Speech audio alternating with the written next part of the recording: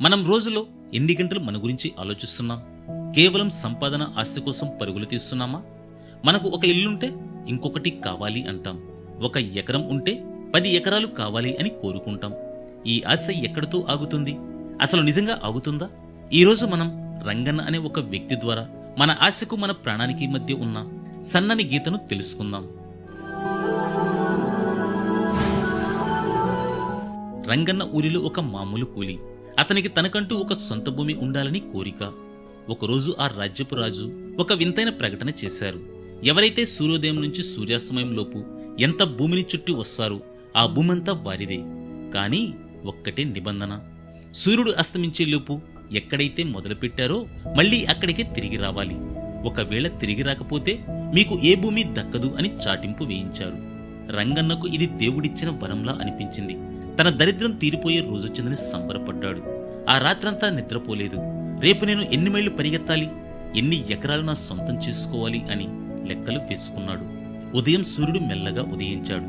రంగన్న తన పరుగు మొదలుపెట్టాడు. మొదట నెమ్మదిగా పరిగెత్తాడు. 1 మైలు దాటాకే ఆలోచించాడు. ఇక్కడ భూమి చాలా సారవంతంగా ఉంది, ఇది కూడా నాదే అయితే బాగుండు అని తన వేగాన్ని పెంచాడు.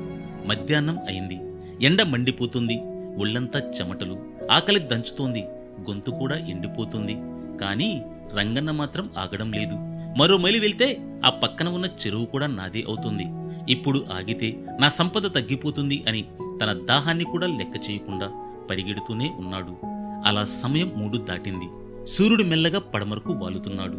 రంగన్న చాలా దూరం వచ్చేశాడు. ఇప్పుడు అతనికి భయం మొదలైంది. తను మొదలుపెట్టిన చోటుకు తిరిగి వెళ్ళాలి అని. అయితే అతని కాళ్ళు తడబడుతున్నాయి. శ్వాస తీసుకోవడం భారంగా ఉంది. అతను వెనక్కి వెళ్ళేటప్పుడు కూడా ఆ మూలలో ఉన్న తోటను కూడా చుట్టూ వెళ్దాం, అది కూడా వస్తే నా పిల్లలు రాజభోగం అనుభవిస్తారు అని మరికొంత భూమి కోసం పక్కకు వెళ్ళాడు. సమయమేమో తక్కువగా ఉంది.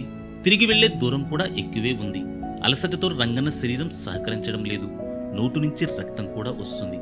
అయినా సరే ఆ భూమి మీద ఉన్న ఆశ అతన్ని రాక్షసుడిలా పరిగెత్తిస్తుంది. అలా పరిగెత్తుతుండగా కొంత దూరంలో తాను మొదలుపెట్టిన గీత కనిపిస్తుంది. రాజుగారు, ఊరిజనం అక్కడ ఎదురు చూస్తున్నారు. సూర్యుడు కొండల వెనక్కి వెళ్తున్నాడు. రంగన్న ఆఖరి ప్రయత్నంగా తన సర్వశక్తులు కూడగట్టుకుని ఆ గీత వైపు దూకాడు. సరిగ్గా సూర్యుడు అస్తమించే సమయానికి అతని చేతులు ఆ గీతను తాకాయి. చుట్టూ ఉన్న జనం చప్పట్లు కొట్టారు. రంగన్న, నువ్వే గెలిచావు, కొన్ని 100 ఎకరాల భూమిని సొంతం అని పెద్దగా అరిచారు. కానీ రంగన్నలో ఏ చలనమూ లేదు. ఆ గీతను తాకిన మరుక్షణమే రంగన్న గుండె ఆగిపోయింది. అతిగా పరిగెత్తిన ఆ పరుగు అతని ప్రాణాల్ని తీశాయి. రాజుగారు రంగన్నను చూసి, పాపం రంగన్న ఇన్ని 100 ఎకరాల కోసం పరిగెత్తాడు, కానీ చివరికి అతనికి దక్కింది అతన్ని పాతిపెట్టడానికి కావలసిన కేవలం 6 అడుగుల నీలం మాత్రమే అని చెప్పి అందరూ అక్కడి నుంచి వెళ్ళిపోయారు. ఫ్రెండ్స్, రంగన్న కథలో 100 ఎకరాల భూమి ఉన్నా అనుభవించడానికి రంగన్న లేడు. ఈ ప్రపంచంలో మనం ఎంత సంపాదించినా చివరికి మనతో వచ్చేది ఏం లేదు కదా. బ్రతికినంత కాలం తృప్తిగా, ఆరోగ్యంగా ఉండడమే నిజమైన సంపద. మీ పరుగు ఎక్కడి వరకు వెళ్ళాలో మీరే నిర్ణయించుకోండి.